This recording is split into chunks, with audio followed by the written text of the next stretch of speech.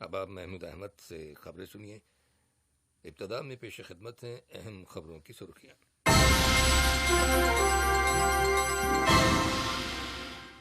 صاحب اسم امیر نے بہاماس کے گورنر جنرل کو ان کے ملک کے یوم آزادی کے موقع پر مبارکباد کا برقی پیغام ارسال کیا ہے۔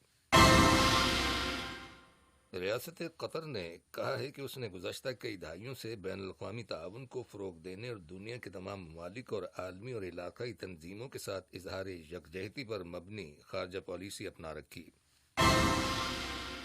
وزارت صحت نے اعلان کیا ہے کہ کرونا وائرس کے مزید 961 مریض صحت یاب ہو جانے کے بعد شفا پانے والے افراد کی تعداد اب 98,232 ہو گئی ہے۔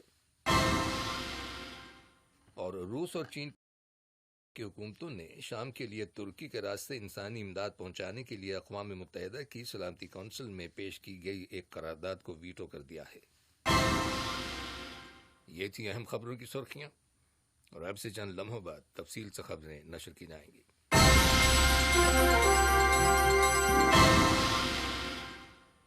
لیجیے اب آپ تفصیل سے خبریں سنیے۔ صاحب اسم امیر شیخ تمیم بن حمد آل ثانی نے بہاماس کے گورنر جنرل کارنیلیس اسمتھ کو ان کے ملک کے یوم آزادی کے موقع پر مبارکباد کا برقی پیغام ارسال کیا ہے۔ نائب امیر شیخ عبداللہ بن حمد آل ثانی نے بھی اس موقع کی مناسبت سے بہاماس کے گورنر جنرل کے نام مبارکباد کا تار روانہ کیا۔ دریں اثنا وزیر اعظم و وزیر داخلہ شیخ خالد بن خلیفہ بن عبدالعزیز آل ثانی نے بہاماس کے وزیر اعظم الیگزینڈر مینس کو ان کے ملک کے یوم آزادی کے موقع پر مبارکباد کا تار ارسال کیا۔ اقوام متحدہ میں قطر کی مستقل مندوب سفیر شیخ عالیہ آل ثانی نے کہا ہے کہ کرونا وائرس کی وبا کی وجہ سے پیدا ہونے والے خصوصی حالات کے پیش نظر دہشت گردی کا شکار لوگوں کی امداد میں اضافہ کرنے کی ضرورت ہے، کیونکہ یہ لوگ سوسائٹی کا حصہ ہیں اور وہ کرونا وائرس کے سبب مشکلات سے دوچار ہیں۔ انہوں نے مزید کہا ہے کہ ریاست قطر دہشت گردی کا شکار لوگوں کے حقوق کے معاملے کو بڑی اہمیت دیتی ہے اور انہیں مدد فراہم کر رہی ہے۔ ریاست قطر نے کہا ہے کہ اس نے گزشتہ کئی دہائیوں سے بین الاقوامی تعاون کو فروغ دینے اور دنیا کے تمام ممالک اور عالمی اور علاقائی تنظیموں کے ساتھ اظہار یکجہتی پر مبنی خارجہ پالیسی اختیار کر رکھی، جس کا مقصد عالمی امن کے حصول اور مختلف شعبوں میں ترقی کا ادراک کرنے کی کوششوں میں حصہ ڈالنا ہے۔ یہ بات جنیوا میں اقوام متحدہ کے آفس میں قطر کے مستقل مندوب سفیر علی خلفان المنصوری نے ایک اجلاس میں تقریر کرتے ہوئے کہی۔ انہوں نے اس موقع پر انسانی حقوق اور بین الاقوامی یکجہتی کے ایکسپرٹ ویورا اوکافور کے ساتھ بھی ملاقات کی اور انسانی حقوق کی کونسل کے 44ویں سیشن کی روشنی میں ان کے قطر کے دورے سے متعلق رپورٹ کے بارے میں تبادلہ خیال کیا۔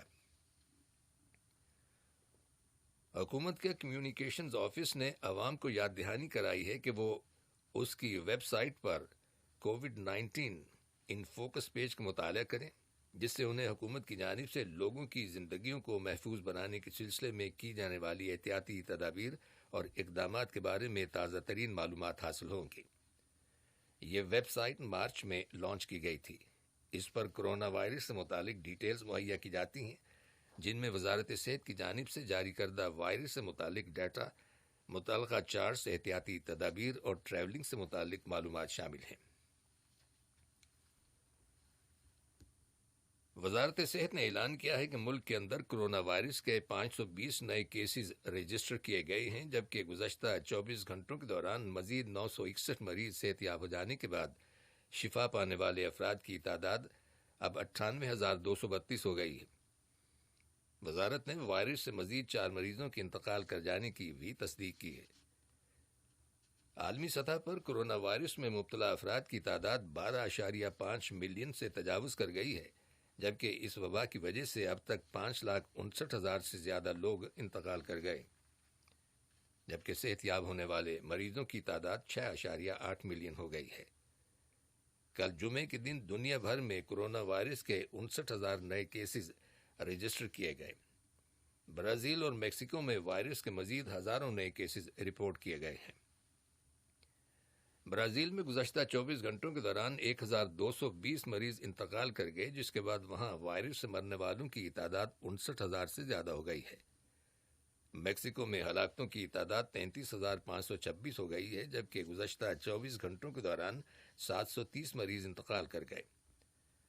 ادھر بھارت میں وائرس کے 26,506 نئے کیسز رجسٹر کیے گئے ہیں، چنانچہ حکومت نے ملک کے بہت سے گنجان آباد علاقوں میں پھر سے لاک ڈاؤن نافذ کر دیا ہے۔ جان ہاپکنز یونیورسٹی کی رپورٹ کے مطابق بھارت میں گزشتہ 3 ہفتوں میں کرونا وائرس کے مریضوں کی تعداد میں بڑی تیزی سے اضافہ ہوا ہے اور وہ کرونا وائرس کی عالمی فہرست میں تیسرے نمبر پر آ گیا ہے۔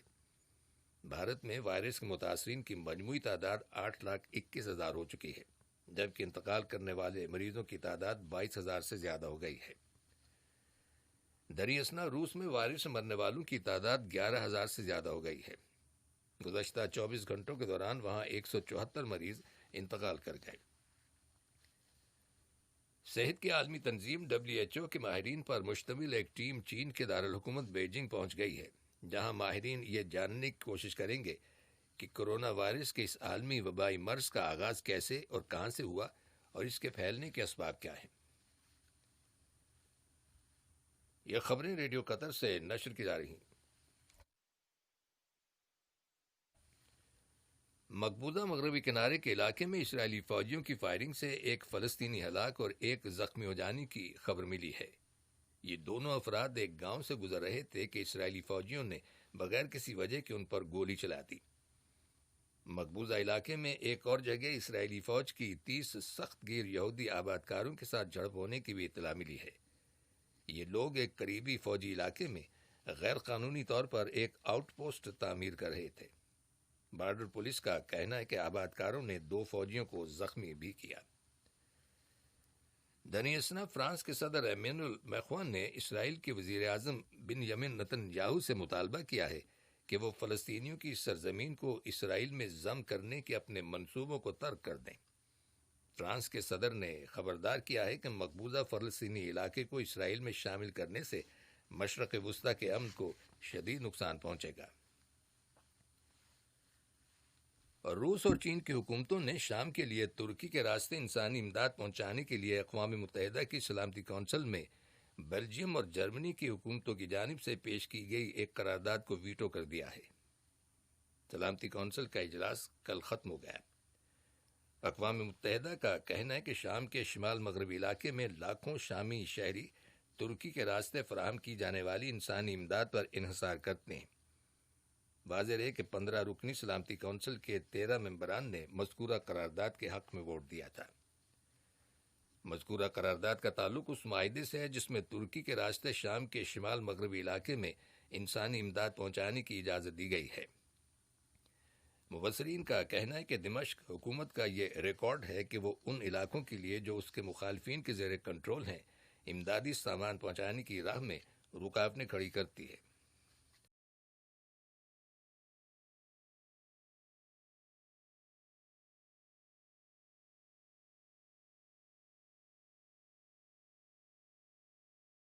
کل شام اپنے ایک بیان میں صدر ٹرمپ نے کہا کہ وہ نہیں سمجھتے کہ امریکہ اور چین کے درمیان آئندہ کوئی تجارتی معاہدہ ممکن ہوگا۔ دنیا کی ان 2 اکنامک سپر پاورز کے مابین تجارتی معاہدے کے تحت اس کے پہلے فیز پر رواں سال کے اوائل میں دستخط کیے گئے تھے، لیکن کرونا وائرس کے بحران کی وجہ سے اس معاہدے کے غیر مؤثر ہو جانے کا اندیشہ ظاہر کیا گیا ہے۔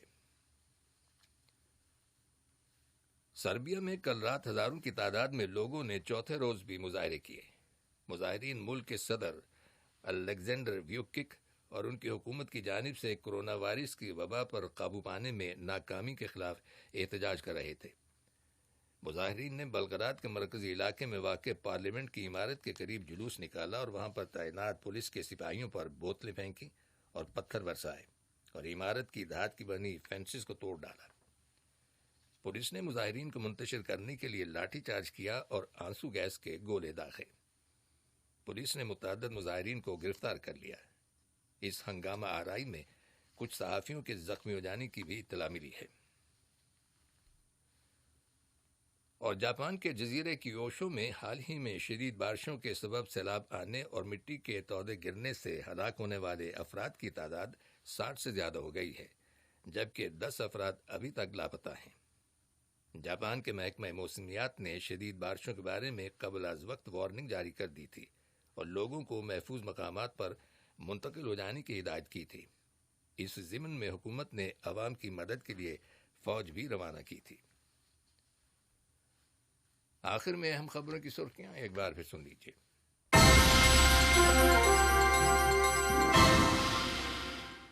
صاحب اسم امیر نے بہاماس کے گورنر جنرل کو ان کے ملک کے یوم آزادی کے موقع پر مبارکباد کا برقی پیغام ارسال کیا ہے۔ ریاست قطر نے کہا ہے کہ اس نے گزشتہ کئی دہائیوں سے بین الاقوامی تعاون کو فروغ دینے اور دنیا کے تمام ممالک اور عالمی اور علاقائی تنظیموں کے ساتھ اظہار یکجہتی پر مبنی خارجہ پالیسی اپنا رکھی ہے۔ وزارت صحت نے اعلان کیا ہے کہ کرونا وائرس کے مزید 961 مریض صحت یاب ہو جانے کے بعد شفا پانے والے افراد کی تعداد اب 98,232 ہو گئی ہے۔ اور روس اور چین کی حکومتوں نے شام کے لیے ترکی کے راستے انسانی امداد پہنچانے کے لیے اقوام متحدہ کی سلامتی کونسل میں پیش کی گئی ایک قرارداد کو ویٹو کر دیا ہے۔ ریڈیو قطر سے خبریں ختم ہوئیں۔